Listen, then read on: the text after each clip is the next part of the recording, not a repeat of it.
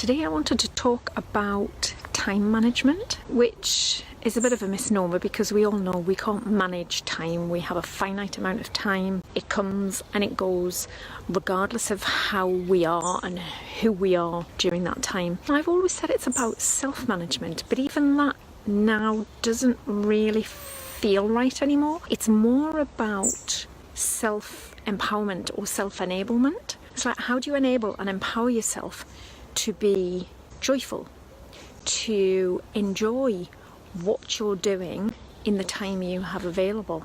It's not something that's, for most of us, is easy to kind of think about. I mean, the first thing, obviously, is to get clear on how you're spending your time. So if you've really got no idea of where time goes in the day, then I would suggest that you do keep some kind of log, or at least start to notice what you're doing at particular points. How do you enable yourself to recognize when you are spending your time well, when you're enjoying what you're doing, and when you're focusing, giving something your kind of focused, undivided attention? And one of the things that works for me is checking in regularly. So actually noticing what I'm doing, how I'm feeling, how I'm thinking at various points throughout the day. And I've been experimenting this week with actually setting an alarm so that I really do check in and notice my energy levels at certain points. It's a work in progress because that's the first step, of course, is just noticing what you're doing, how you're being at a particular point in time, and noticing how your energy is, how you're feeling about what you're doing. Because if you know me, then I talk quite a lot about how you're being as having the biggest impact on the results. So this is about a focus not on results, this is about focusing on you. The first step is just simply recognizing. The second step is actually doing something about that. And this is where I'm definitely a work in progress, because I still find myself this week pushing through. So noticing that my energy levels are low, or I'm getting very tense, or I'm not feeling great about what I'm doing.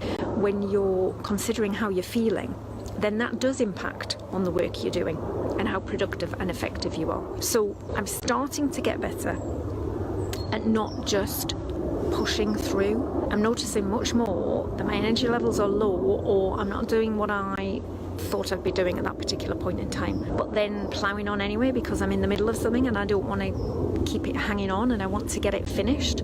So that's something that I'm looking at, and I just thought I'd share that with you in case that's something that may be of interest and may be useful for you to recognize and check in and then actually do something about it. So that something might be actually stopping and having a break, going outside, taking some deep breaths. It can be very simple things, going and having a cup of tea. It may be going and having a nap. And I did that in the middle of the day, and that's just made me so much more creative, in the same way that these walks help me to be more energized. They spark so many ideas, but apart from that, it's a great use of my time because it feeds my soul, it makes me feel good, gets me out into the fresh air, it gets me exercised, and that actually helps with my time management and productivity.